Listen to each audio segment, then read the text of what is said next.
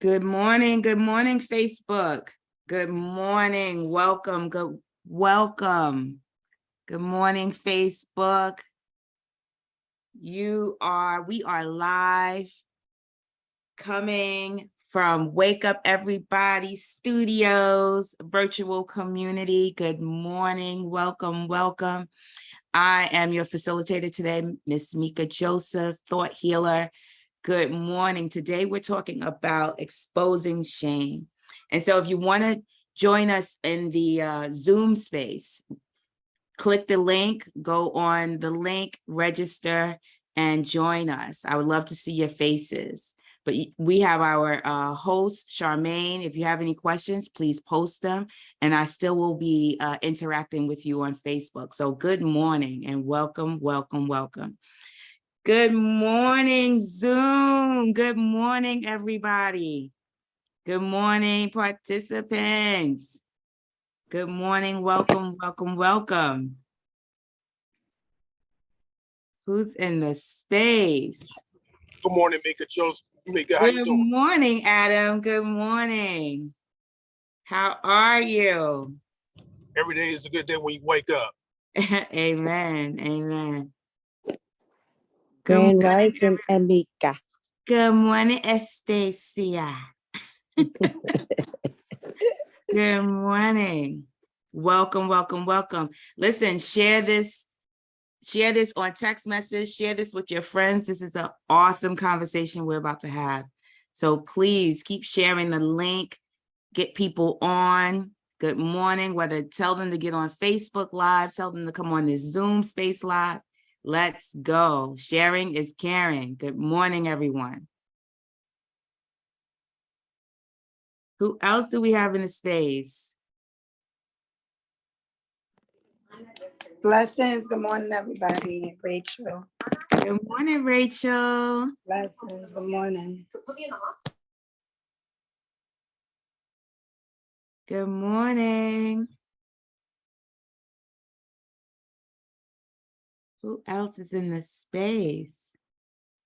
Here we go. Good morning, everyone. Good morning, Blessings. Phyllis. Thank you. Good morning. I see Meryl's here. I see Z is here. Good morning, everyone.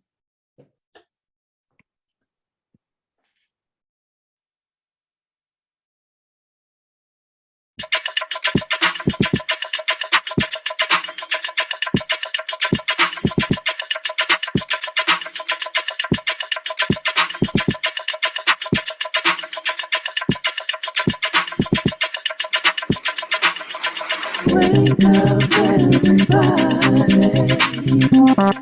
It's time to get up. Wake up, everybody. It's time to get up. Stay woke. Stay woke. Stay woke. It's time to get up. Stay woke. Stay woke. Stay woke, it's time to get up.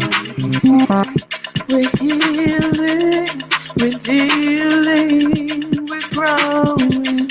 Together, releasing. We're teaching, we're moving. Together, we're learning, discerning.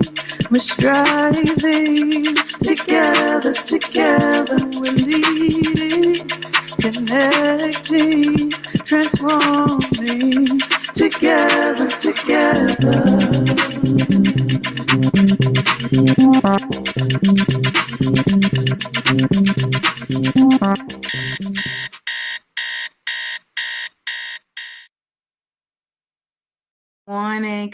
Good morning, everyone. Welcome to Wake Up Everybody. I am your facilitator this morning, Miss Meika, thought healer.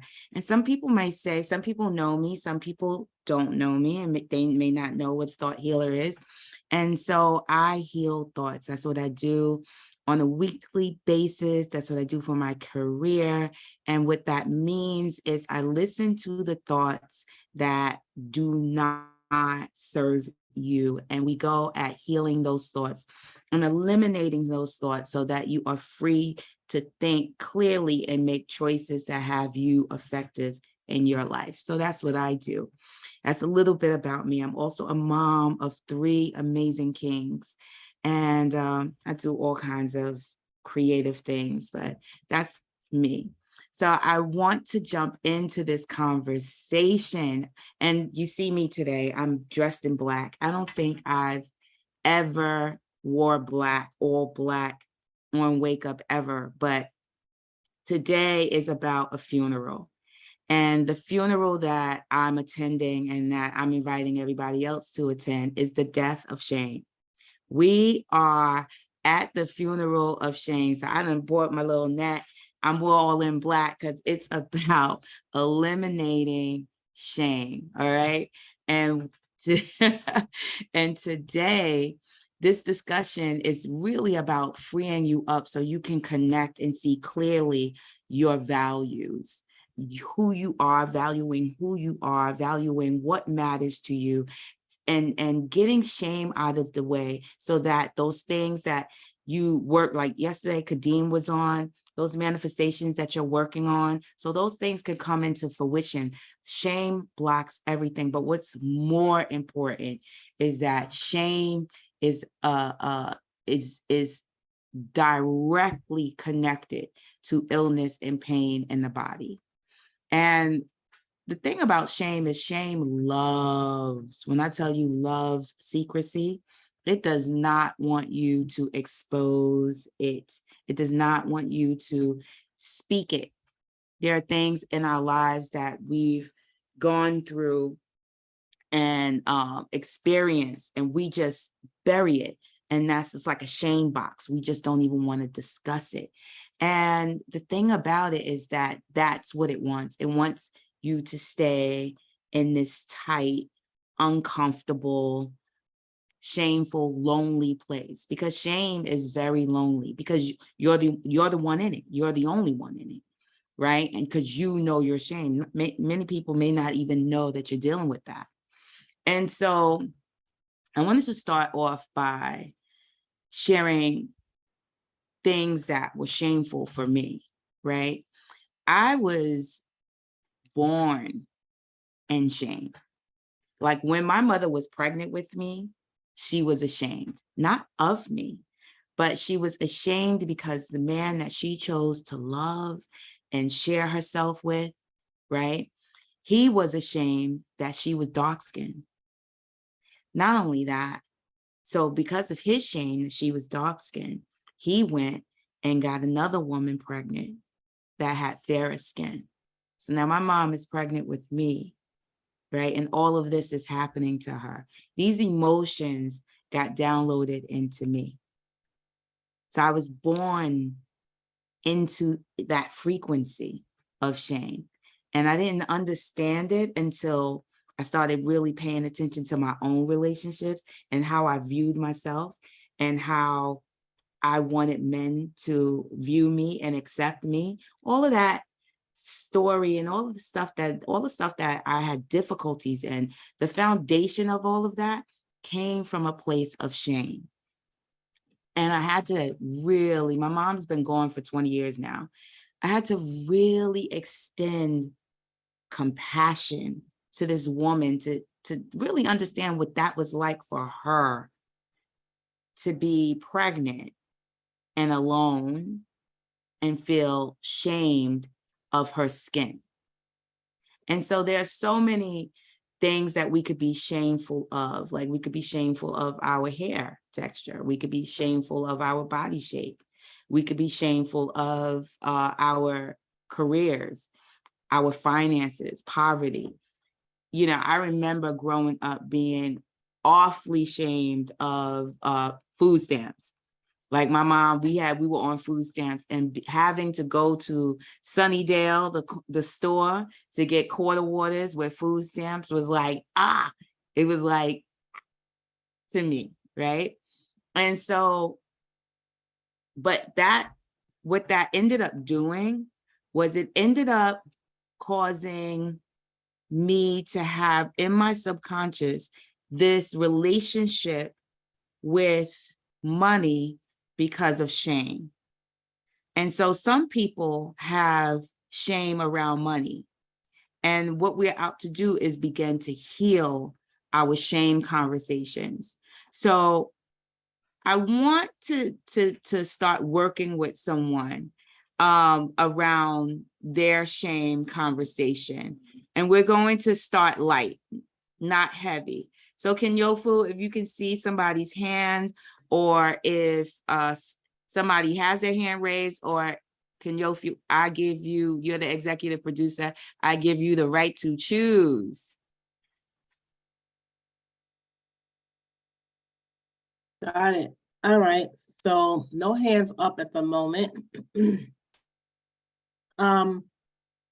So how can we hear from Paven? Absolutely. Any possibility, Paven, you can come off? All right. I'm here. That's fine, Paven. You're not on camera. That's fine. Yeah, Is that what you're communicating? that's what I'm communicating. Got it. Okay. So, Paven, like, what is like something light that you know has been in your subconscious for a while that's shameful? Let's expose her. Okay. Sorry, So my wire. right now, and it's interesting because I'm laying in my bed, and every morning when I get up, I look around in my bedroom and I feel shame. Like, this room is crazy. It's crazy town. It is so crazy in here. Got it. So that's another one. Thank you for that. Thank you for bringing that up. Some people are ashamed of their closets, their junk drawer, right? Their spare rooms. Yeah, so Paven, what are you tolerating about that room to have you feel? I'm tolerating the boxes that I've had in here for, let me see, I got my apartment painted last November. So yeah, it's coming up on a year. So I still have boxes all over the place. I have to move stuff around in order to move around the room. So I'm tolerating it. And the room is pretty big. So it's like, that's what I keep saying. I wake up and I was like, damn, this is a damn shame that I'm in here living like this. The rest of the apartment is fine, but my bedroom is crazy. So thanks for bringing that up, because Paven is actually a personal friend of mine. And so I have had a guest bedroom that has functioned as my closet and stuff, right? And so when I first moved into my place, everything got put into that room, and then I pulled things out and decorated my home. But a lot of my past was in that room. And that was something that I didn't want to deal with. And my son has been traveling around the world for the past 9 months. And he surprised me last week by coming home. And so he needed some place to sleep. And so I had to clean this room out, which meant I had to deal with my past.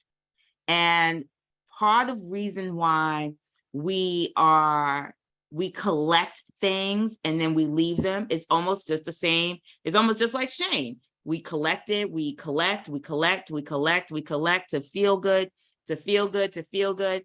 And then we stuff it, hide it, and then we feel shameful about it. Right? What about that stuff is past based, Paven? I would say, so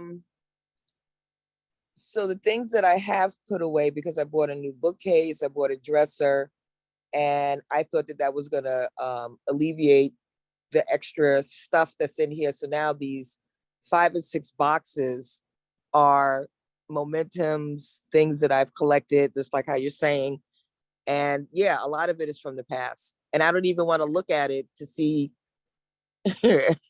how far in the past it is. Like, I know half of this stuff needs to go in the trash. Right.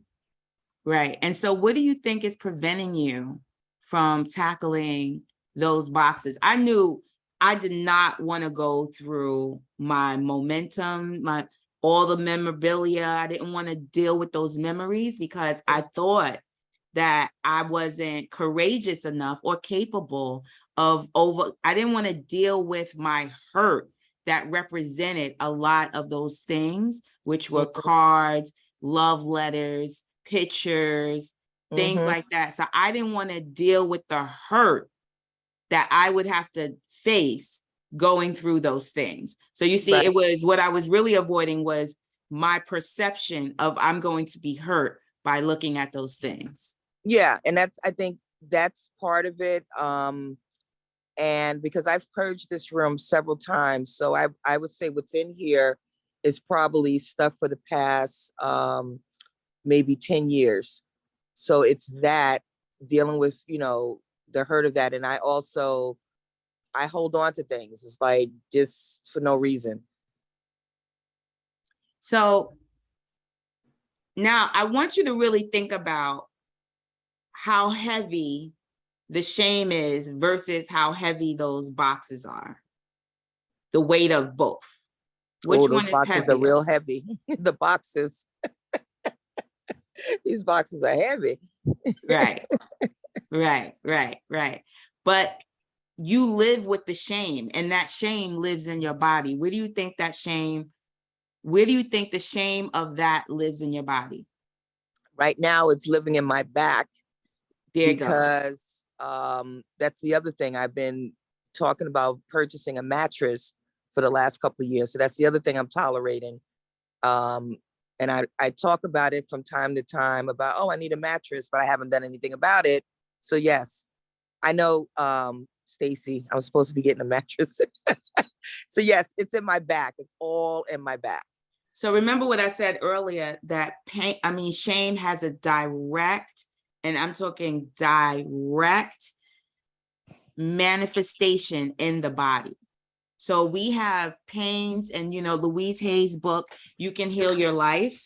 If you guys look up Louise Hay's book, You Can Heal Your Life, you can go through all the pains and like physical pains that the body is suffering through, whether that's rheumatoid arthritis, knee pain, back pain, whatever it is. And in the book, it's like a glossary. It tells you the emotions that you're not dealing with. Mm-hmm. And so, I was having, and I've shared this with you, that I was having a major upper back issue in the middle of my shoulder blades. And I went and I looked up what was going on in Louise Hay's book, right? And what it said was that upper back issue is not being loved. And I was around and I was in an environment where I felt that from particular people, right? And so I was able to see like, wow. And I was embarrassed. That was the key. That's where shame is. Shame and embarrassment are they're cousins, I was embarrassed about my past relationship not working. And that embarrassment was showing up in my back. And so your shame, even though we can stuff it away, we can hide it in the box, we can hide it in our closets, we can never tell anybody, our body keeps count. And so you might be people on this on that join today, whether they're on Facebook or on Zoom, you might want to start saying out loud, what is the pain in your body? Because that pain in your body is sourced by some undealt with emotion and shame.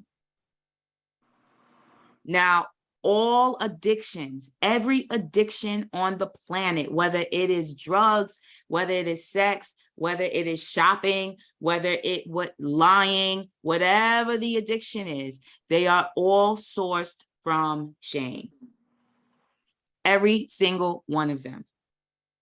And so our bodies are constant communicators to us, and we just don't listen. So here your back is hurting.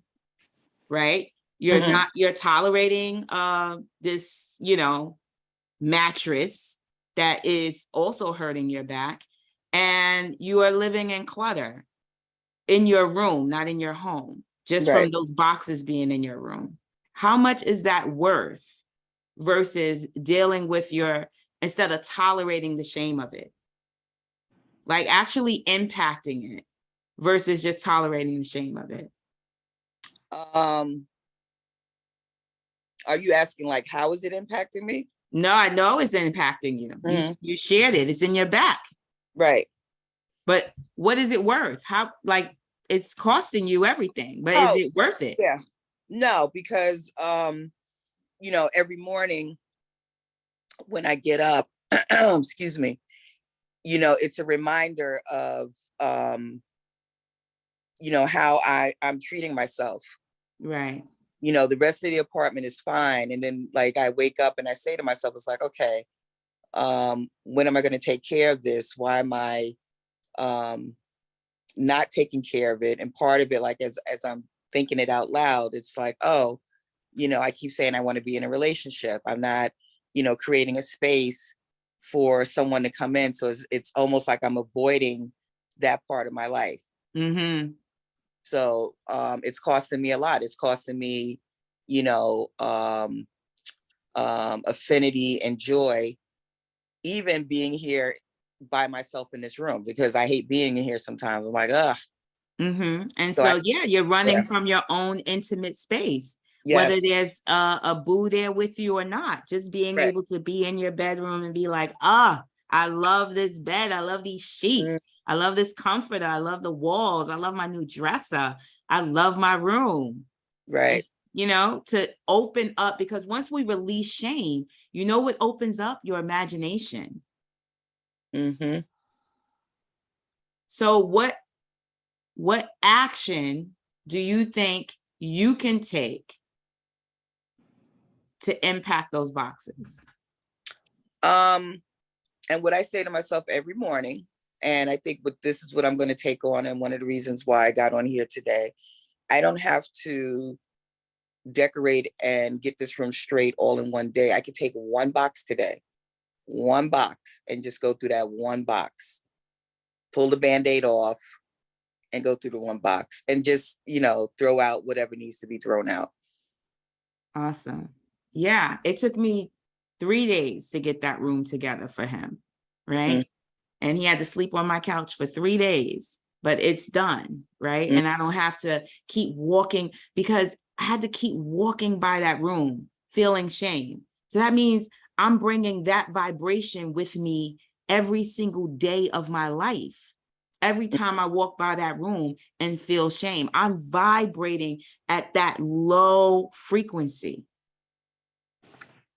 And right, so that I'm no longer tolerating, right, even in a small dose. And so we think, oh, that's just a small shameful dose. It's not a big deal. But even that small shameful dose blocks my manifestations. right. And I think that's it, because there's a lot of things that I'm manifesting now. And so when I do get blocked, and I'm always scratching my head, I was like, what's going on? How come this isn't, you know, because there's certain places in my life, like this room, that I'm holding on to some shame and not releasing it. Awesome. So, you know, like, you ever see like the Never Ending Story, or like fantasy movies? Imagine all that stuff that no longer is even your personality is flying, like it's on like a pontoon boat flying away. Like it's out of your life. It's not even who you are anymore. Yeah. And just sail it, like it's sailing off. Just let it sail off.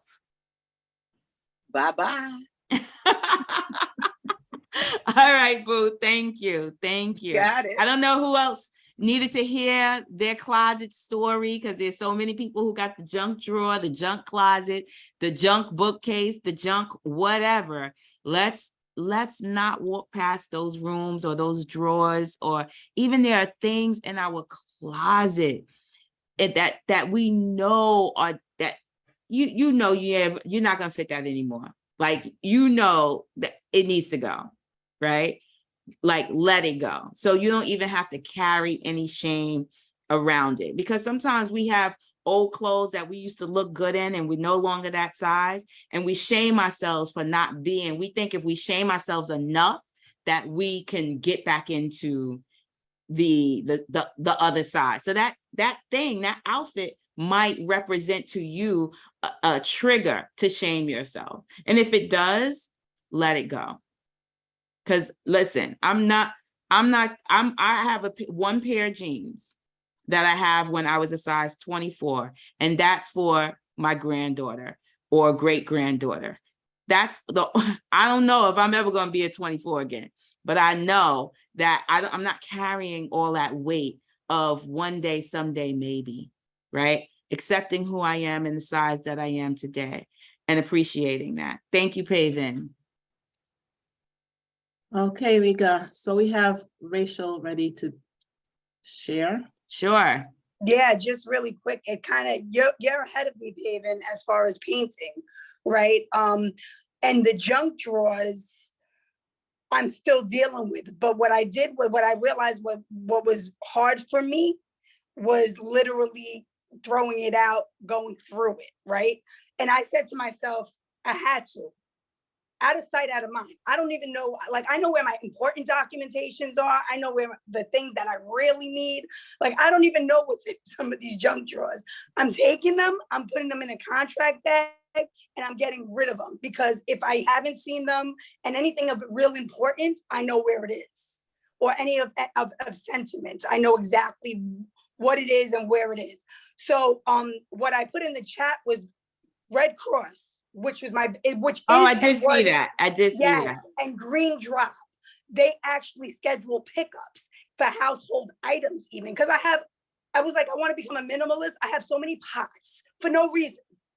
I only use like 7 pots. So it's like you can actually donate to Red Cross and your household items. They don't do big things over 50 pounds, but that eliminates if for me, it was recycling. How was I going to throw it out? Separation, like just throw it in contract bags and put it on it. Red Cross, Red Shield. Once you start, and so the same thing, it's like you can start small with shame. The whole idea about it is not walking around your house, not being with yourself and feeling shame. You know, like, we shame ourselves for so many reasons. There's so many things that we shame ourselves about, right? We shame ourselves about our sheets. Oh, our sheets are old. We shame ourselves. Like, if you feel shame about it, release it. Let it go, right? Because that shame carries a frequency, and that shame lives in our body. Sometimes people are diagnosed with chronic illnesses and don't know why. Ate healthy their whole life. And shame is a direct impact to your body. I can share with you, like I said, I'm sharing with you about my growing up in shame, right? So my whole life was always trying to be accepted by a man. Like, accept me, get me, see me. And that all came from this energy from my father, right? No blame. I'm not in that space today, right? But getting that shame directly impacts my behavior. Everyone's shame directly impacts your behavior. So when you are starting to feel yourself, protect yourself, you're starting to hide, and you're starting to say things like, I can't trust people and things like that. It's because you don't want to be shamed by being hurt again. So everybody here has had some kind of disappointment by somebody. And what we do is we want to hold on to the hurt. We want to hold on to the pain, right? So that we can never feel the embarrassment of being hurt again. But that hurt is only that, holding on to that shame, holding on to that embarrassment, is only in your body. You think you're protecting yourself, but that is in your body. It's in your back. It's in your kidneys. It's in your liver. It's in your knees. It's in your joints, right? So can you imagine over time, you are vibrating at this frequency of shame, and it's not even in your consciousness, it's in your subconscious? Can you imagine how long your body is under that duress of shame? And how long? So, when I've shared this story in my Clearing the Fog class, right? Of being a little girl and being in a department store. And my mom, she said, it was her girlfriend's wedding and we were buying a dress and her girlfriend said, buy a dress. And I picked out the dress and my mom was like, that's too much. In my 5-year-old mind, I thought it was too fluffy. So I chose another dress, right? And we were in either Saks or Bloomingdale's. I don't remember which one. And I chose another dress. And my mother's friend said, she has impeccable taste. And my mother said, that's too much money. That was the first time that I understood the distinction with money, right? Because in my 5-year-old mind, it was too fluffy. That's what too much meant. And so my mother's girlfriend said, this girl, her taste, I'm buying her that dress. In that instant, I saw my mother's shame. And even though I got that dress for her wedding and I wore that dress, I felt shameful wearing the dress. And I recently discovered when somebody gives me something, I have an appreciation for it. I appreciate it and I value it. But I saw when I buy myself extravagant things because of that day, my mother felt she couldn't buy it for me. I have shame when I buy myself extravagant things. There's a shame around, this is too much. That's the first thing that my inner voice says to me. This is too much.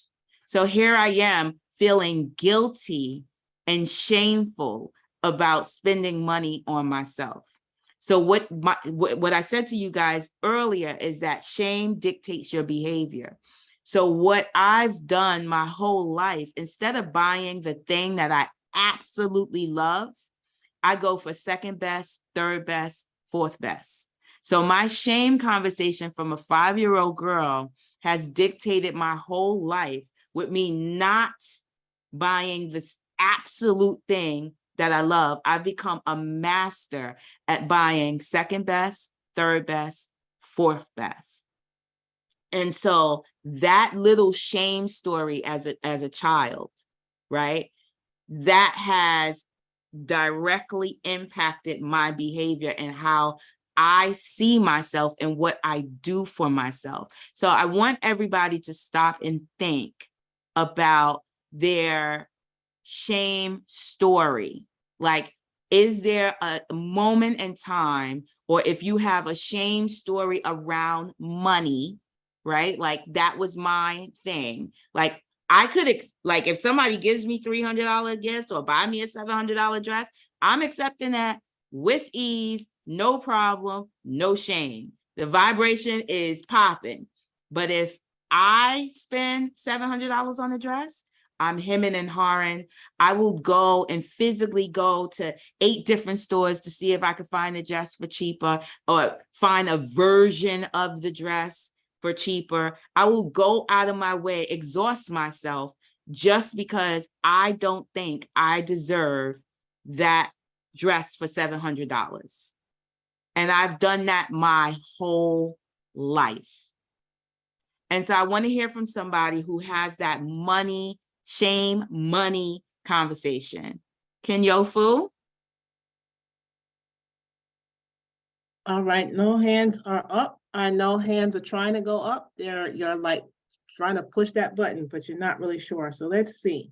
Yeah, because shame loves secrecy. So it doesn't like to be exposed. It is so important for you to expose shame so that you can free your heart your heart chakra from that shameful conversation? Let me call on Jacqueline. Sure. You're muted, Jacqueline. All right, there we go. I was about to raise my hand anyway. Hi, courageous Jacqueline. Good morning. Good morning. I'm sitting here thinking, listening to this and saying, my goodness, I still have it. The shame for me is around money and control in relationships. And they're both, they connected, because what happened with my mother was she married a man who caused her to lose her home, her job that she had with her pension and everything, you know, following him. And she lost all of that. And I saw that as a child. And I decided as a child that I would never allow a man to have any control over me. He would not be able to have more money than me. I will always be independent. And it has created such a situation in my marriage, in my situation here, because I always have to be in control, especially of money. And it's difficult for me to ask for assistance. Like if my money's low, I have a hard time asking. I get this whole story in my head and I get, Because it's embarrassing. Yeah. For you to say, just say it. Say like, it's embarrassing. You have to say it so that you can free yourself and be comfortable with saying, like, it's embarrassing to ask for money. It's very embarrassing to ask for money for me. It's and people raise your hand. How many people in the room are embarrassed to ask for assistance? Like, I need $5, right? And because it shames you from the perception of how you need to be with everybody, how you're supposed to look for everybody. Yeah, and I found that it even created a situation with my children. My son doesn't want to ask for any assistance even when he needs it. And my daughter, she gets upset if anybody does anything for her, because then she feels like they have something to hold over her head. So I guess that came from me having to be in control and using money to control. So yeah, that's something I'm still dealing with. And so you can see how the shame creates this rigidness in the body and this rigidness in the mind. And then it gets passed down the same way I shared about my mother, you know, what she had to feel with me inside and knowing that this other woman was pregnant down the block, what that had to be like for her. And he acknowledged her, that woman, and not me and her, right? What was that like, that shame? So it got passed down into me, and I was just like, see me, you see me, you see me, love me, somebody love me, right? But I had an abundance of love in my growing up in my life. Yeah, for me it was I don't need you, I don't need anybody, I could take care of this, you can't do anything for me, blah blah blah. Still story goes. Right. And what that robs you of, because it robs you of that intimacy and trust. Yep, absolutely. And so people don't get to, your husband doesn't get to feel like you trust. You can fill in the blank. Exactly. Right. And what's that costing you? Like you said, it cost me the intimacy. It's a communication issue. Mm-hmm. And for me, it's a feeling of not feeling supported and loved, but I didn't allow it to happen. So that's, you know, it was like a self-fulfilling prophecy. So can you say out loud, like, yeah. I am ashamed of money and the control that I perceive that money has in the world and in my relationships with people.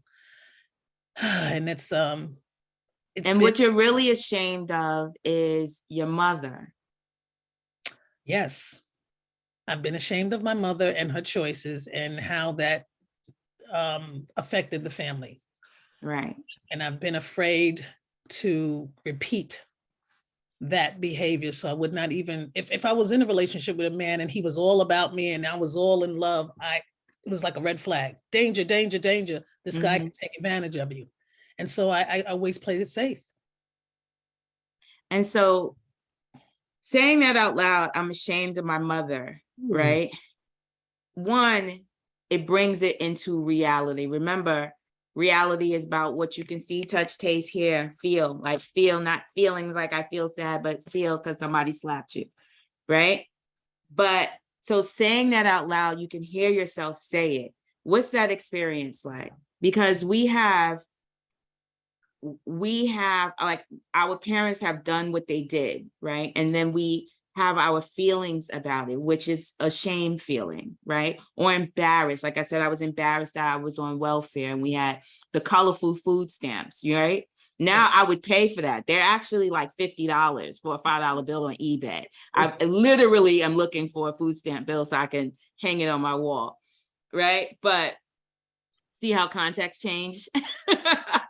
However, that was shameful. Like, what are you doing with your life? Why do we have to use these green numbers, right? And so that's an energy that I carried, always trying to allow people to perceive me in a particular light because I was embarrassed of my past, right? And so you can actually heal that conversation and let go of the shame of your mother. Letting go of the shame of your mother will actually allow you to release control in your own personal life. See, we try to think if we release control in our personal life, but we don't know the root. The root is the shame of your mom. Yeah. That's the healing. And like, where do you feel pain the most? Right now, well, it was in my knees and my legs, and it's starting to dissipate. But right now it's like right here in the heart. And I'm not having a heart attack. I'm just, I get this, I have GERD. So when I'm agitated or when I'm upset about money and money matters, which has been happening this past week, I get acid reflux. And so that's what I'm experiencing right now. Yeah. And so your knees, the knees represent, if you read the Louise Hayes book, the knees represent big ego, big stubbornness, big mood, big ego, big stubbornness, right? So that's kind of in correlation with control, right? Yeah. So you want to start to do energy work, and whether you are, and this is for everybody, this is not just for Jacqueline, this is energy work around, and Stacy Yogisha's on the line as well, to move that energy from your knees and to move that shame from your heart around your mother, and to apologize energetically to your mom and to yourself for one, shaming your mother and shaming yourself around money. You want to be able to apologize out loud, like, I apologize to you, life. I apologize for shaming you. Mom, I apologize for shaming you for what happened in your life. You're a human being, and there were things that you could not see for yourself, and I understand. Mom, I apologize for shaming you for what you've done in your life, or what I perceived you have done in your life and what the results were. And I apologize for holding that as shame in my body and in my life. And you did the best you could. And I love you. Amen. Amen. Yeah. How do you feel? Weepy. That's your heart. That's your heart. That's your heart opening up. That's your heart. That's you saying, go ahead. It's okay. Because none of it killed you. You're right here with us today. And that's the whole point. We don't want shame to kill us. We don't want shame to sit in our body and poison our body. Got that. We want to be able to open up our heart. We're not going to die. There's no danger. Y'all remember that technique? that tool, I'm not in danger unless there's a man running after me with a gun. These emotions are not dangerous. Got it. Awesome. Love you. Thank you. You are welcome. Awesome. Kenyofu, what's going on in the chat? What's going on Facebook? Charmaine, talk to me. That was beautiful, Jacqueline. Okay, so there's a couple of conversations going in reference to what was being heard. So I'm going to go back a bit. All right, so Stacy says it's amazing, even from a child, what we pick up and take on internally. And she's breathing with Rachel. All right, so Jacqueline came and shared her story. And Adam says, wow, that's deep, Jacqueline, the fear of someone having more money than you. Charmaine says, we teach our children. And Adam says, I believe that's the problem that most people have. Some people feel inadequate whenever someone has more money / resources than the person. Charmaine from Facebook, she drops in from Florence Lane. Florence Lane says, that's my story. And this is referencing Jacqueline. Awesome. What comes to mind for Adam is Jealousy, the song by Club Nouveau. And Florence Lane again chimes in saying, I had to learn how to receive. I'm still learning how to be comfortable with asking. Yeah, that asking is something. Asking for respect. People just don't want to be embarrassed because rejection is a big shame. It's a shame. It's like Kool-Aid. Rejection, it's like, so we don't want to be ashamed of being rejected. So our body, to ask for what you need or what it is that works for you, or to ask for support and money or a place to stay or a place to sleep, or to ask for support to help me. Can you support me? Because I don't know how to clean out my room. I don't know how to say, to be ashamed that you don't know how. How many people are ashamed of, I don't know how to do that? To say it out loud, I don't know how to do that. Can you support me in that? Because you wouldn't, not like you're being lazy, but you literally are struggling in that particular area, whatever it is, right? Like a lot of people don't know how to communicate. Like, I don't know how to communicate. Just because you speak doesn't mean that you literally know how to communicate and to communicate effectively. But to be able to say, I don't know how. Charmaine, was there any Facebook messages or questions?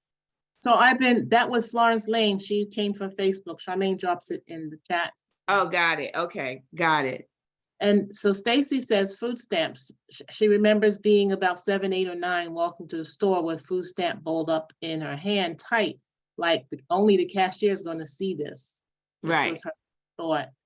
There was, Phyllis says, I cannot see myself asking for help when it comes to money. Right, because of shame. Because of shame. You are ashamed and you don't want to be ashamed and you don't want to be shamed by other people. Now, that's a big one too, because we were trained growing up to be shameful. You know, it's part of our dialogue. Like, you should be ashamed of yourself. You know better, right? Don't shame this family by acting up. So shame was part of the society's way of keeping us in check.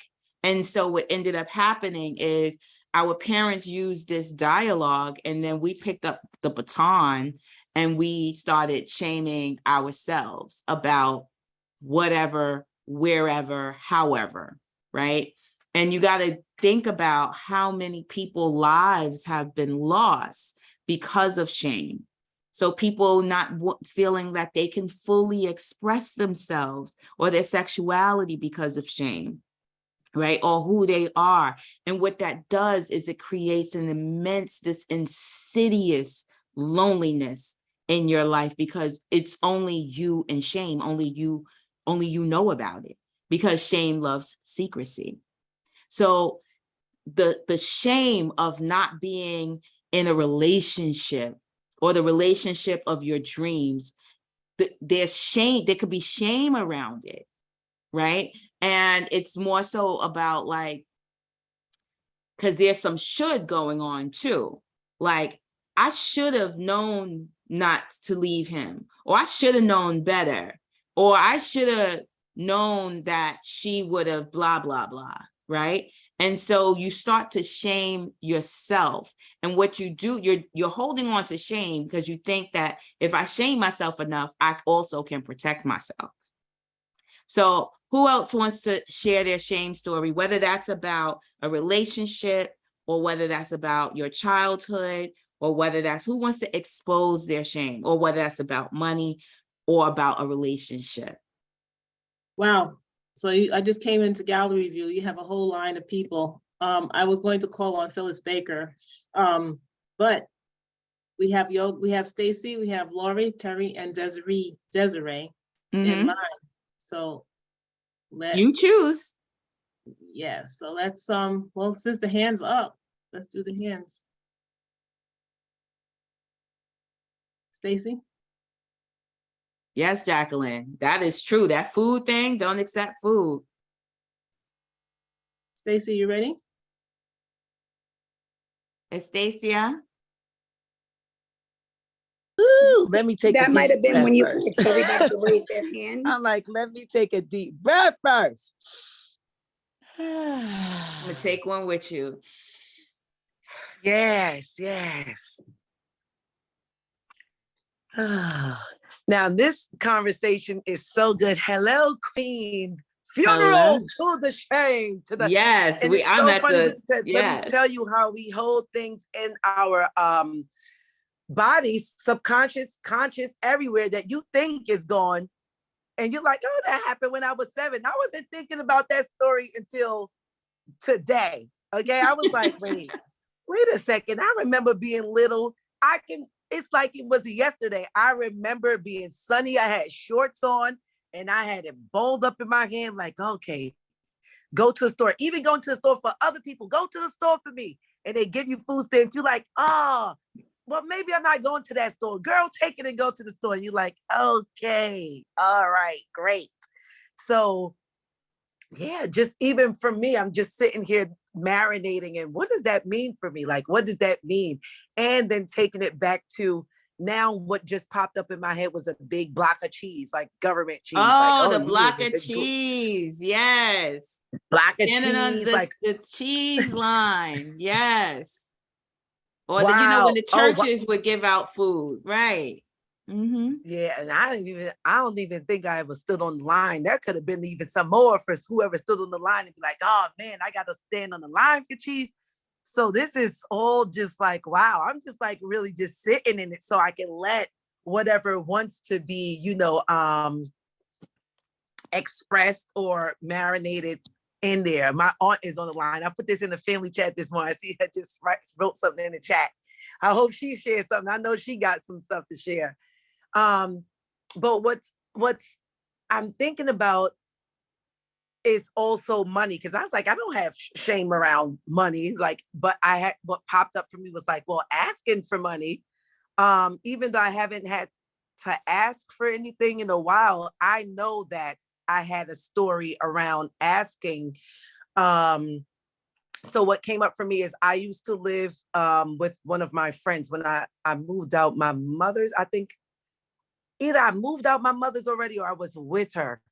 I think I moved out. And anyway, I needed $60. And I don't ask people for anything. So I remember asking my mother, oh, do you have $60?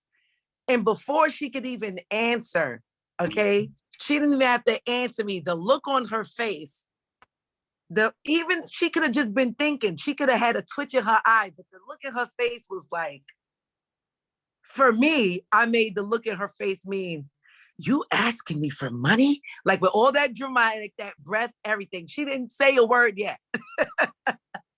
But the look that she gave me before she could answer, I said, never mind. I don't want it. I don't need it. And she was like, she was just like, I was just going to say, I don't know if she said, what is it that you need, or, why, or you didn't get paid. I don't remember what else she asked me, but even having to be subject to someone's questions to ask me why I needed the $60. But I remember being like, oh, fuck this $60. I don't want $60.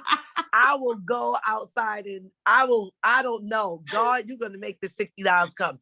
I believe that she gave it to me. But I just had to deal with that, even walking off for myself, like, dag, all of that for $60, all that came up for $60.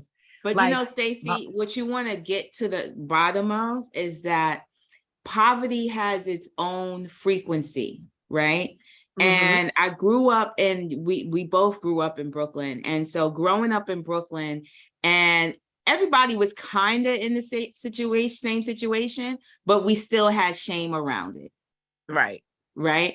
And so it became this, you want to start to look at how did that shame impact your behavior around money. You may not have shame of money, but you might have behaviors that impacts your money. Right. I got that. So that would be like, you will never see me ask for money ever again. Like, I'm Captain. And what would you call that? Like, when somebody is like, you would never see me. You never gonna see me asking you for money. You never gonna see me hurt. You never gonna see me that low where I gotta come to you for whatever. You won't have that control over me. Right. So that's it's so many things. So that's also me having a sense of control over that. I get to control this and nobody has to know. Not being vulnerable also, because then I'm not sharing or being open about that I don't have it or need to ask. Or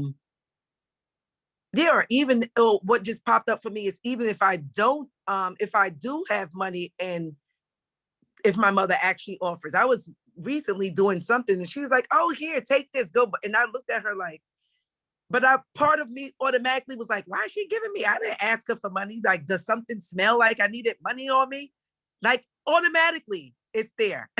So this is so right. great. So there's a neediness. Like, you don't ever want anybody to see you needy. So that's a looking good, right? Like, you don't, that's a looking good, which is part of our ego identity, right? Yeah. And so those kind of things impact your behavior around money.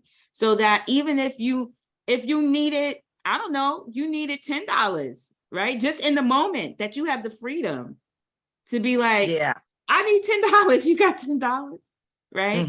And I noticed that when I was doing the giving experience where we give to the homeless, right? Now, on an average day, you're not going to see me in the streets asking anybody for money, right? But when it comes to the giving experience and feeding those men, the homeless men or kids, I would be at the corner having one conversation, asking somebody for $20. And then I see somebody in a car, I'd be like, yo, stop at the red light. Yo, I know you got $20 in your pocket. Give me that $20 for these kids and these homeless people real quick, with all the freedom in the world, with nothing stopping me, nothing. I would be like, I need your $20. If you said hello to me, if you just said, hey, how you doing? I'd be like, we doing this for the kids, right? You got $10. But yet, if I needed $10 for my gluten-free bread, I'm not going to ask. You see the difference? It's the context. Absolutely. Because then it's the freed up. It's like, oh, this for somebody else. I'm going to get this money for somebody else. Anybody call me right now and be like, oh, I need such and such. I'm like, well, let me make a post. Let me do this. I'm going to go out. We about to get you this money. So yeah, it's all about context as well. and then even being accepting, because I almost gave my mother the money back when she gave me something, and she was just looked at me and I was like, well, you sure you have it to give me? She was looking like, "But I gave it to you." And I was just like, okay. And my spirit So said, Stacey, shut let me up let and you say pause thank for you. 1 second and we're going to jump right back in. It's 8:00. And for all of those who have to leave, I want to say thank you. Thank you for your time and your listening. There's going to be a course on this subject so we can be as free as Cardi B about our money. All right. No shame in her game and no shame in our game. And so please watch the playback, get the information. You can email me for the course. It's coming up November 14th. And please, please, please, please jump into this conversation, register, and share this conversation, share the replay with people so people can get what their shame conversation. And I thank you for everybody who has to go. Love you. So getting back into it, jumping right back in. So Stacey, you want to be as free with yourself to not have it, mean anything about you if you asked for money, because it's the trauma from being poor, right? The food stamps that has us create these scenarios in our life that people are going to whatever. But the thing is that, I tell everybody all the time, people are forever going to be peopling. They're going to judge. They're going to have something to say. One of the things that I love to do is watch historical movies, right? I love historical movies, love it. And I'm talking about centuries. People have been peopling. It has been going on for centuries. So I don't know why we expect people to not be peopling today. They've been judging. They've been gossiping. They've been throwing people under the bus. They've been doing it, right? And so, but none of it has killed us. So you want to be able to be free, to be like, you know what, I need whatever. And it's not coming from a place of, I'm embarrassed of what you think of me. I slept on your couch. I was without a home and I needed a place to stay. And this is live on Facebook, Zoom. The world is hearing it. I needed a place to stay. And I stayed on Stacey's couch. I needed something. And I stayed on your couch. No shame in it. No shame in it. I am as fabulous as I was then, as I am today.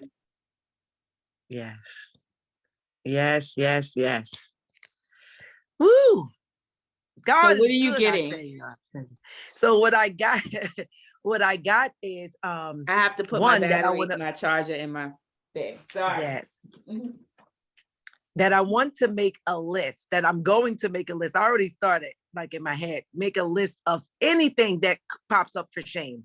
Every single thing, everything. It's like, get us out. When I first got on this, I was like, oh, I keep breathing. Let me make a list. Because I'm going to have that whole list and be like, oh, let me go do the work, and with love and compassion. So bringing in compassion for that space, because those are parts of me that are younger me. So that's a 6-year-old me. That's a 7-year-old me. That's an 8-year-old me. And all of those spaces need to be acknowledged, loved with compassion, and say, oh, I got how you held on to this. And now I'm able to release that. And that when somebody wants to give to me, experience that as joy in my abundance. Like, I'm abundant. Of course, people want to give to me. I'm a magnet for money. So when my mother did give it to me and I wanted to say something, what the spirit told me was, shut up and tell your mother thank you. Like, take a deep breath. You could go get a mani and pedi right now that you don't got to pay for.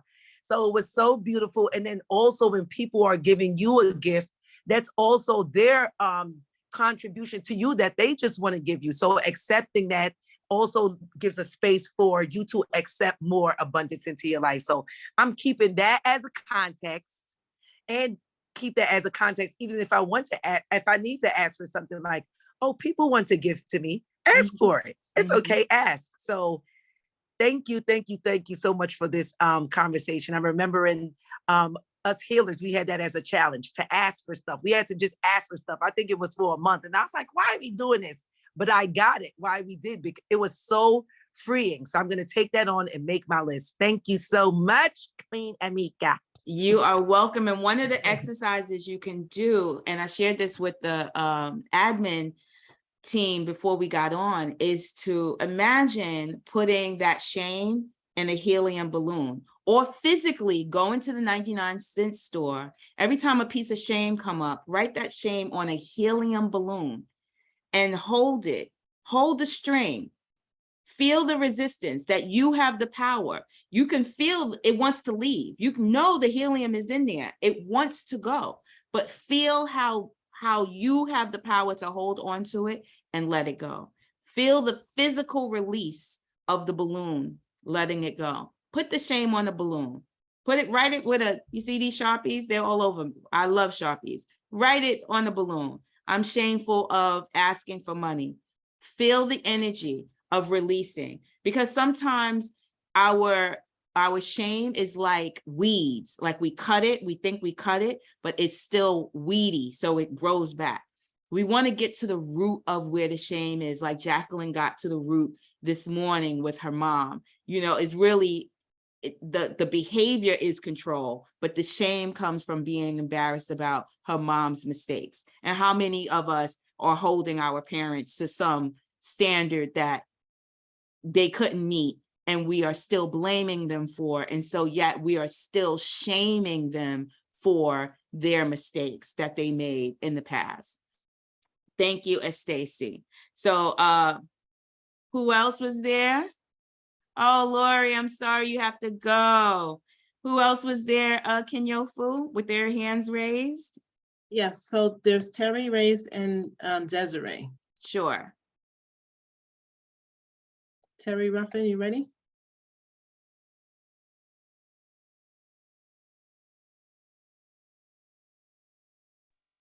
Good morning, everyone. Good morning. As you all can see, nothing's changed. I still don't do Zoom good. You still don't do what? Zoom good. I'm Okay. still muted. I'm still muted. Are you ashamed of yourself for not doing Heck Zoom no. good? Heck no. Okay. What a couple of things I wanted to share. One, often I hear conversation about letting go. And I know you had mentioned, Meika, at times to raise our hand if it's something that we might not know what to do. Mm-hmm. And even though I participated in various exercises, the whole process of what that looks like at times is very foreign to me. So I hear it, but So are you saying that you like what's difficult is letting go? the whole idea of what that actually looks like. Okay. You know how we develop an understanding for key phrases and so forth, but do we really understand what that means and how to actually carry it out? Right. All right. So is it letting go the specific thing that we're discussing? There was one other thing. Before we go into the other thing, is letting go part of it? Yes. Definitely. Okay, great. So, definitely. So you see this pen? And I used to do this in Clearing the Fog. Yes. Did you get that? Did I let it go? Yes. Want to see it again? Oh, yeah.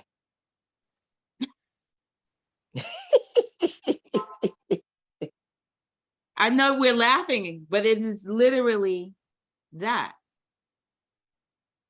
Like you want to bring your emotions and your feelings into reality, right? Like you got to say the truth. I am holding on to X. I am blaming X. Why I'm blaming them is because I'm hurt. I'm embarrassed. Now, you can't go back and change whatever happened, can you? Because we can't change, I can't even change the last minute. So we can't go back and change anything, right? No, cannot. Right. So, but what I can do is choose today to hold on to this hurt and then ask myself, well, why I want to hold on to that? Because one would have to get pretty responsible if you say, what? Well, I want to hold on to this pain as a reminder to not trust this person versus, I choose to not have this person around me or whatever you choose around that person. But we love to hold on to the hurt, but guess where the hurt isn't in their bodies. It's in your body. Yes. So I shared the last time I was here about going and getting a bioscan, right? And you can Google what bioscan is. And the doctor told me, right, that I was in a deep depression 2 years ago. And that deep depression hit my kidneys. It took a hard hit to my kidneys today. Something that I was depressed 2 years ago about hit my kidneys today. So that upset from 2 years ago, it didn't leave once I finished the upset. It stayed in my body. Do you get that? Yes. This man does not know me from nothing. The machine told him very specifically that my body is holding on to a hurt. My son. And we had a breakdown in our relationship. That breakdown in our relationship depressed me, and I didn't even know I was depressed. I had to let go of my expectations of my son. I had to free my kidneys up from that pain of 2 years ago. And I physically got treated, like not just physically letting go to heal my kidneys, but I physically got treated for my kidneys. And I don't have a kidney problem, but it still showed up in the scan. And so I want to be responsible for my life because I want to be here for a very long time and have a full, fun, exuberant life. So I have to deal with these emotions that are hidden, like these shameful emotions that are even the minor things that I carry, because that frequency carries in my cells, not theirs, not the person who hurt me, in my cells. So the letting go is a physical thing. I am physically choosing to hold on to the string, or I'm choosing to physically let it go. Do you get that, Terry? Yes, I received this. Awesome. And so for time, Terry, I'm going to ask you to hold your second part of your question, and so the next person can go. Sure. Thank you. Thank you. Okay, that's Desiree. Hi, Desiree. Hi. Good morning, everybody. Good morning. Good morning. How are you? Good, I'm good. I am big on shame and embarrassment. Those are two things that I try to avoid. But like when you were talking, the one thing that came to mind is I feel like the biggest thing that impacted so many things in my current life, in my past life, when I was a teenager in high school, and we were playing basketball, and the way that they had it was like you were assigned a number. When they called the number, you would go out and try and make the score. So they called a number. I thought they called my number. When I ran out, it wasn't my number, and I came back and I was like laughing because, you know, this is just a game. It's not that serious. But the look on my peer's face was like, what are you doing? What are you doing? And from that moment on, I felt ashamed to express how I truly feel about things. To step up. Yeah. To step up and to step out. Like to stand out, because part of what I hear in your story is like standing out can cost you embarrassment. Yes. So and you know what, like, I'm glad that you said that, because I really wasn't even thinking about that aspect of it, and how I am okay with being behind the scenes. I'm okay with being the strong person behind the scenes. But the moment that I have to be upfront and communicate who I am as an individual, I feel ashamed that I might embarrass myself because I communicate the way that I feel like I should, or how someone else thinks that I should. And so it really had a major impact on how I allow myself to express myself emotionally. So I'm very blah about certain things, and most of any person that knows me knows that it's very difficult to get a great level of excitement from me in my because response. it's like it's for your shame story. It's like it's scary to be excited or to step out and be excited about your expression. Yes. Right. And so you want to get, Desiree, that it's a lie. The shame is a lie. It is not the truth. And I got that. Right. And I got that. And one of the things that I found, you know, through my working with you, is the importance of writing it down, because that is what brings it out. That's what brings it to life, because it removes it from my emotional self and brings it to my mind, so that I can actually start thinking about it and not just feeling it. And then put me in the best position for me to really utilize the tools that you gave me to address these things that are impacting my life. And so I will show you how the tools that I gained from working with you. So let me just prefix. Sorry. So Desiree is one of my one-on-one clients, right? And there's a difference between working with me one-on-one and working with me in a class. So one-on-one is very specific to her and her needs, right? Working in a class, yeah, I can work with you, but I can only work with so far because we only got but 25 to 30 people on the line. So I can't like specifically get in and support you in the way that you really, really need. My classes support you as well. However, one-on-one is more curated to the person. So that's what Desiree is about to share. Absolutely. And I just wanted to touch on a little bit of what you said.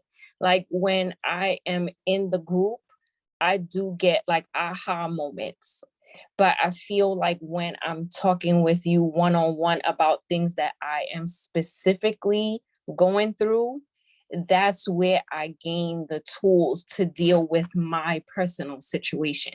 Like, when we're talking in a group, it'll make me think like, oh, I never thought about that, but not necessarily understanding how I can address me as an individual. And I think that that is the benefit that I get from having the one-on-one sessions. And just so, and I wanted to continue on with what I was saying Sure. Go ahead. with, so I am embarrassed when I feel like I let someone impact me in a certain way. Oh, it's like, So- oh, they got me. Yeah. Ooh, right? Yeah. So Mhm. would be like, I wouldn't even tell you that you impacted me. I would allow it to eat me up inside because I don't want to give you that power over me. But what I realized through the work is that holding on to it gives them the power anyway, because they still have control over the way that I'm responding to things, but giving myself the opportunity to release it and let them deal with what I said. Like, I trust me that I can even defend me if you try to use that as a tactic against me. I have the ability to do that. Right. So yesterday I was having a conversation with my husband, and like many years ago, when I would drive, he would always have this crazy response to me driving, like holding on to the thing, like I'm getting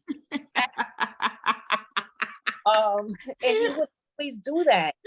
Whenever he was in the car, I would always second guess myself. Should I turn here? Should I do this? Should I do that? And after a while, I was like, I can't drive with you in a car. So for years, I wouldn't drive if he was in a car. So one day he said, I really don't feel well. I need you to drive. I said, okay, but if you want me to drive, you got to sit in the back seat.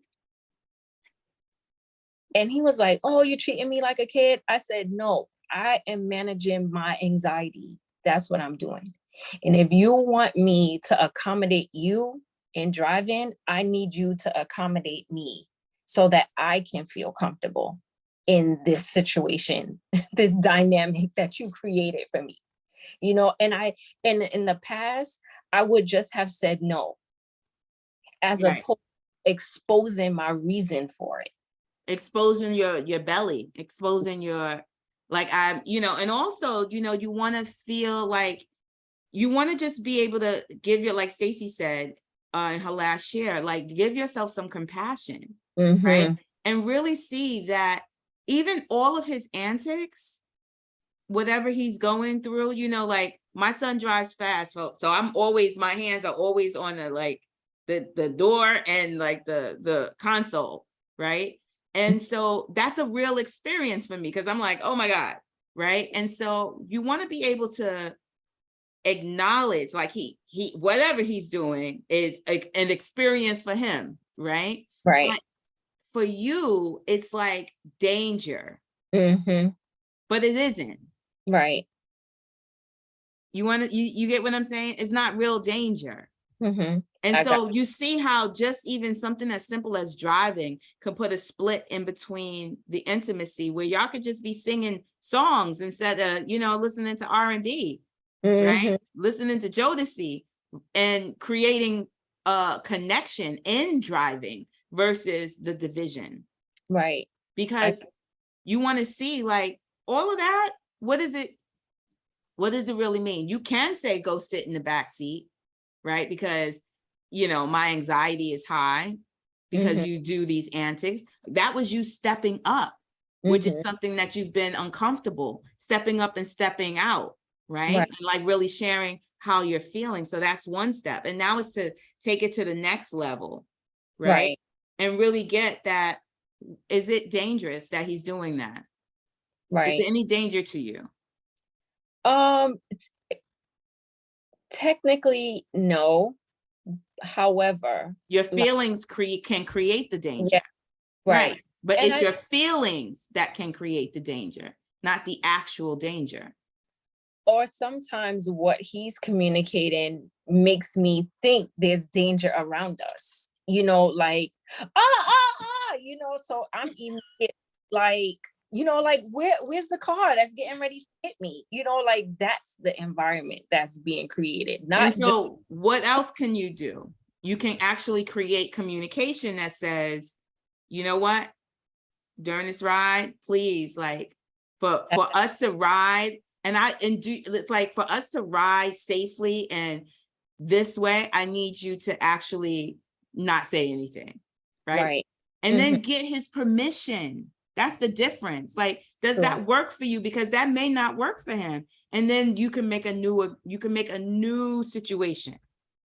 And you know what? And see, I'm glad that you're saying that, because this is what just happened just now is a whole nother element of what I feel like I get from the situation. You know, like you feel like you've achieved something and then you push it to the next level. You know, it's like I felt accomplished, right? Like I felt like, you know, I set my boundaries. I created this situation that's going to make me feel comfortable, but you are getting me to see it even beyond that, right? Creating the true healing, not just for me, like not just to make me feel better, but the healing of our relationship. Yes, that's what it's about. Yeah. That's what we're here for. That's what Yeah. we're here for. Thank you, Desiree. You're welcome. Love seeing your face. Same here. Same here. All right. Well, Kenyofu, where are we? I see we're at 8:26. I see is there any more hands? Yeah, Lisa King has her hand up. Okay, so we'll take Lisa and then we'll complete. Lisa, you ready?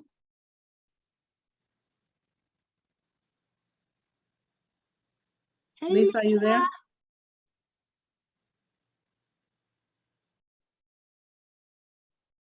Okay, maybe Lisa's not there. Okay. Hello. Hi, Lisa. Hi, Meika. Hi, everyone. How are you? Good. Long can't time see. no hear. Yes, yes, I know. How are you? I'm What's opening okay. up for you in this conversation? Well, I just wanted to share that I didn't realize money problems when I was growing up until the 6th grade, when I realized that my parents had took a turn for the worse. They unfortunately got caught up in the 80s, where it was, you know, crack epidemic there. And I was getting ready to graduate. And the day that I was supposed to graduate, I realized my mother bought me the dress, she bought me the stocking, she bought me everything, but I didn't have no shoes. And she was like, you know, you're just going to wear whatever shoes you have here. But that made me feel embarrassed. So I didn't want to graduate. I remember one of the ladies from the office seeing my distress, asked me what was wrong. And she had actually, because you had to wear all white, right? And so she actually happened to have some white wedges. And I always remember that, I guess that's when I first realized what wedges were. And she had lent them to me for me to be able to graduate. And I think that was the first time that I realized what true embarrassment felt like. And I can definitely identify with what Desiree was saying in regards to, I definitely work best behind the scenes. Like I could be your greatest supporter, but quietly, right? Even when I had unfortunately had to bury my nephew last week, you know, he's my nephew. Thank you. He's my nephew from my father's side, my sister who also passed away. And I felt like, I think one of the most things that I was embarrassed by was the fact that I wasn't in their lives as much as I could be. I haven't reached out as much as I could have. And then I'm watching all of these people be positive influences in their life and admiring it and being embarrassed at the same time, because my embarrassment was, well, you know, no matter what was going on in my life, I can't imagine that my sister would have made the same decision for me if I wasn't here. And so, but that also comes from me watching others just be able to be themselves. I can be myself, right? I don't have a problem with that. I don't have a problem with socializing. I can talk to strangers. Everybody tells me their problems.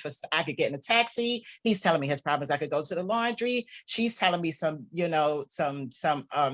sharing some vulnerable things, and we don't even know each other. But when it comes to high group sessions, I freak out. And I immediately become mute, immediately want to get out of there. So those are some of the feelings that I've been dealing with. Well, the thing is you want to find your shame, right? This whole call is about shame. It's about releasing the shame of our expression. You know, there is this lie that we tell ourselves that we don't fit in. The shame conversation is the beginning conversation that starts. It is the foundation that starts you out with, I'm not good enough. If anybody on this call has a conversation, it is the source of I'm not. You see, creation is I am, right? I am worthy. I am source. I am fabulous. I am powerful. So the opposite of I am is I'm not. And so I'm not funny enough. I'm not pretty. I'm not tall. I'm not strong. I'm not healthy, right? That all the I'm nots are in a shame. The foundation of it is from shame. All the I'm nots. And so when you start to hide, there's some I'm not going on. When you start to not feel like you can be fully expressed, there's some I'm not going on. I don't know what the I'm not is. That's your job to distinguish it and discern when you're doing it. Right.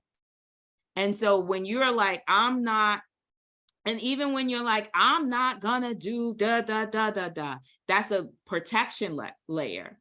Now, there's a difference between being guarded and having boundaries. Right. Healthy boundaries. Your boundaries don't have to be violent. I am so sorry. That's Amazon delivery ringing the buzzer for that noise. But all the I'm nots, all of them, they are sourced from shame. That is the foundation of your I'm nots. And every single person here want to distinguish where you're saying I'm not. And now your boundaries, healthy boundaries, those are beneficial. Those are high vibrational. That's what you got to do for yourself. We all need to create our own healthy boundaries, but guardedness, that's all out of protection. That's all triggering your brain to say that these people, this thing, these fears are dangerous. And so you want to ask yourself what's happening to you where your brain is saying, I'm uncomfortable, but we don't answer the questions out loud. Why am I uncomfortable? Out loud. Why I don't trust this? Why am I feeling this way? Out loud. Why am I hurt? Why am I blaming this person? And answer the question. It's not enough to just say it. You want to literally answer the question, face the question, and face the answer.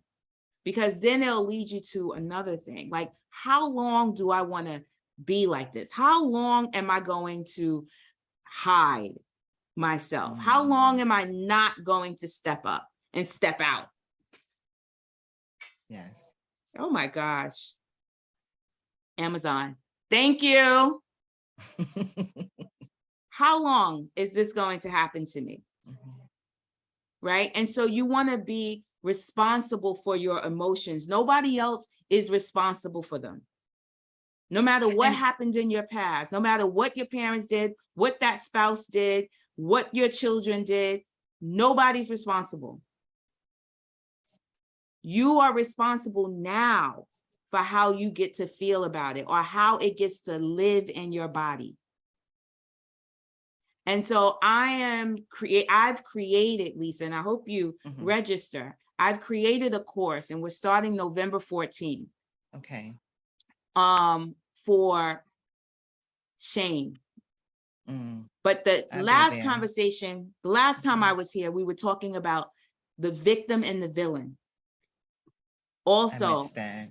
right, also coming in from shame, the victim and the villain. And so this course is so that you can start to distinguish your shame conversation, where that shame conversation lives. Let's have a funeral for it. Let's bury it, or let's let it fly. Yes. Right? And so it's important for everybody. We are always about let's manifest. I am. Well, all of that stuff cannot have full expression if shame is blocking it, if shame is in the way. Like my money can't expand as much as I desire it to if shame around me deserving luxury things is in the way. Like, so that means I'm waiting for somebody else to do it for me, but I can't do it myself because shame is blocking that, right? And so these little discoveries, they just free you up. Like Stacy, I'm just right now all my shame because I just want to be expressive to ask for whatever. And so this course is starting November 14th. And the last class will be December 19th. It's going to be Monday night, 6:30 to 9:30. The course is $249, and that is 5 weeks. You get to spend 3 hours with me.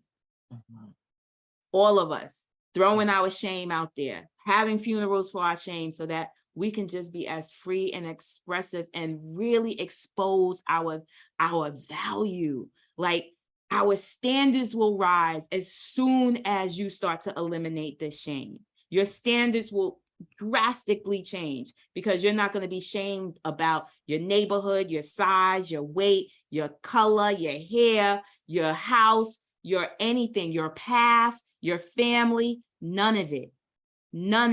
We're putting it all to bed.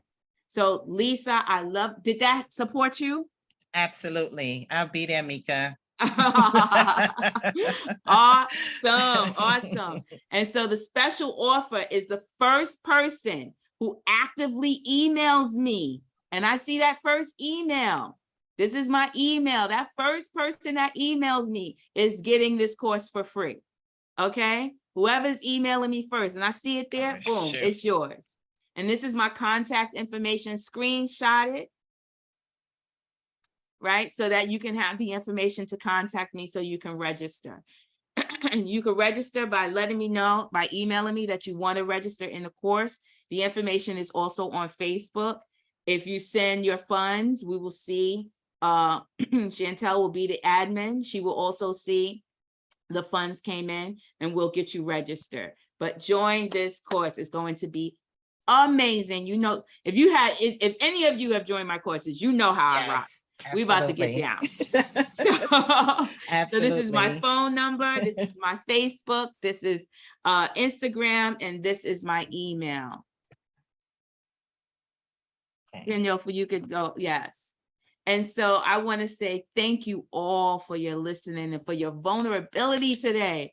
Oh my gosh, because shame is, people don't want to talk about it. Like I said, it loves secrecy. It loves to hide. So I want to say thank you for everybody who, you know, opened up and shared and allowed their vulnerabilities and their shame to not live in secrecy and to put it out there in the open. And so at this point, it's the love offerings and donations, and you can Zelle a quick pay, Soul Leadership Development at gmail.com, cash at Spirit of a Woman, code number 5705 MJ 705. Can you imagine? That's how many sessions we have all been in on Wake Up. It's amazing. And so I give to you and you can give back to the community.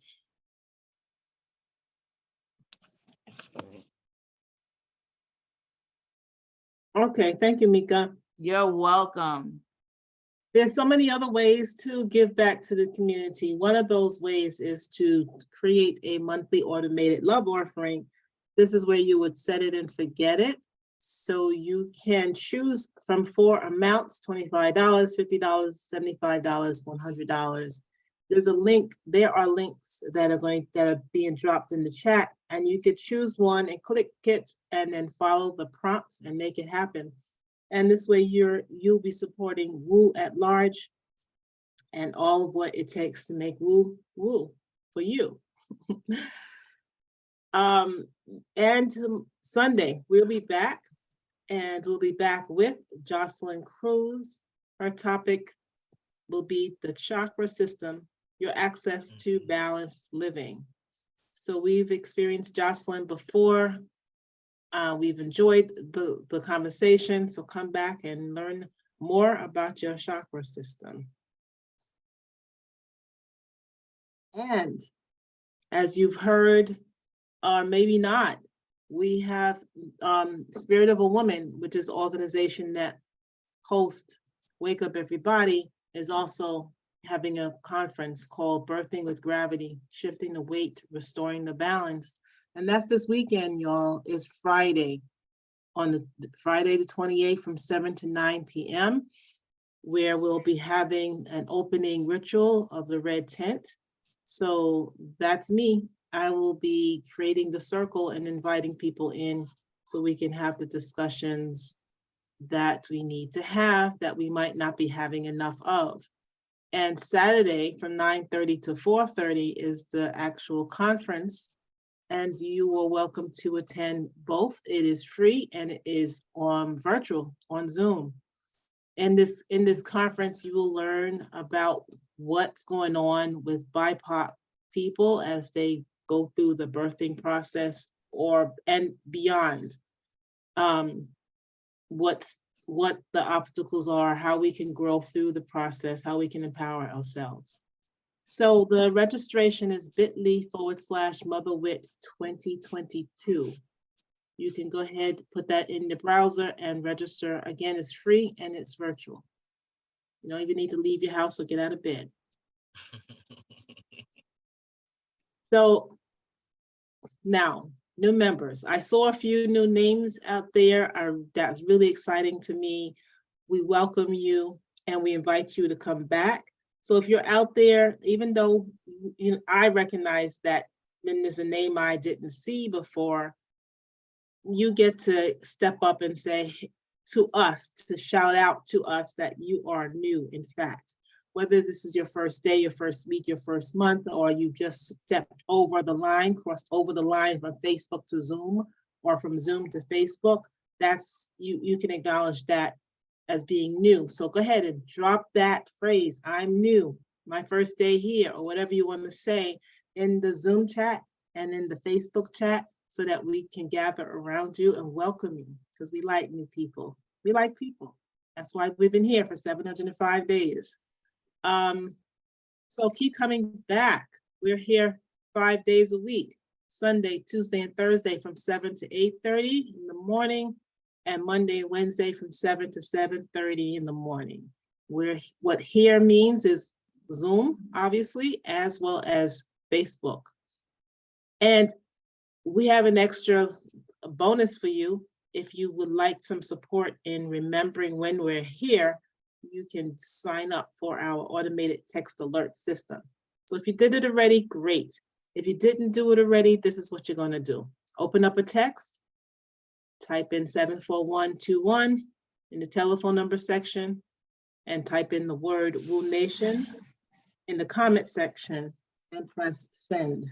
So when you do that, you'll be entered into the automated text alert system, and you'll receive a message about 6:30 in the morning to wake up and get in, because the link will be attached and it'll be really easy.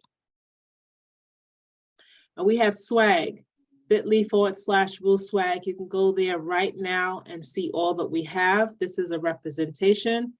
And you have thermos, mug, laptop sleeve, bag, journal, mask, sweatshirts, t-shirts, different sizes, different colors, your choice for yourself, your choice for others as you choose gifts. Let people know about Woo as you enjoy your day doing the things that you normally do. People can see the words and they will ask questions. and you can let them know, join us. So go to bit.ly/WooSwag to get yours. So how do you join? If you are new and you don't know, because maybe someone gave you the link, you can go to bit.ly/wakeupmovement and register. You'll be put on the email list and you'll be one of the first people to know the lineup for the week. So that's pretty cool. If you've been in the space already, you know you have to do this every week, because every week we have a different lineup. And it's also kind of cool to know that you might be privy to some message that a facilitator will drop in the email that will give you the first dibs on registering. We have 2 Facebook pages. One is a private group and the other is a public group. We're going live. We're live right now on the private group. So if you're not a member, become a member. bit.ly/Woo Community. And you fill out a little form and then one of the admin will admit you into the space where you can see the past playbacks of our presentations, and you can also communicate with the participants in Woo as well as the facilitators. Our public page is a fan page, so you can go there, bit.ly/Woo Nation. Woo Nation is uppercase, and press like. We're on Instagram, follow us at Wake Up Everybody Virtual. We're on YouTube at bit.ly/Woo on YouTube. And we have an email, info.wakeupseries@gmail.com. Send us a message. And I mentioned about ways that you can support Woo. Another way that you can support Woo is by volunteering. And there's a lot of things that happen to make this day happen, to make all the days happen. And we couldn't have done what we have done without you. There's a couple of handfuls of you who have stepped behind the scenes to volunteer, to create the slide that you're reading right now, to create the words that's on the slide, to create the thinking that this slide needs to happen, and all the slides that you see, and the facilitators and the preparing them for the wonderful presentations that you enjoy. There's so many things that happen behind the scenes. You all know about the Zoom and the role that I play, the role that Charmaine plays, the role that all the other people that you see that know how to press the buttons and do the things. Guess what? When we started, we didn't know how to do the things, but we learned, and now we're training people. So if you are thinking, gee, that's not kind of cool, I want to do that, but I don't know how to, it's okay. We train. So join us. info.wakeupseries@gmail.com. Send us an email saying that you're interested, and we will train you, and you'll be able to give back to your community in another way that's maybe not so visible, but very rewarding. I'm completing this long drawn out conversation, asking you to join us, and I'm going to ask you right now to join Meika in a love shower. So thank you, Meika. You're welcome. Thank you, You're Queen. welcome. Great presentation on how to heal shame. I just want to say that I Wonderful appreciate you presentation. and Thank take you. care of vulnerability. I just want to say, let's move Yes, forward, yes, everybody. yes. Have a blessed Thank week. you. Great. Thank you. Wonderful presentation. Y'all see that's beautiful I love face. y'all. Love y'all. Love y'all. Love you. Wonderful. Peace, love, and namaste. Thank you. Thank you. Thank you. Thank you. Thank you. Thank you. And let's continue to move forward, everybody. Yes, yes, yes. Send people to the replay. Send people to the replay. Yes, send them, send them, send them.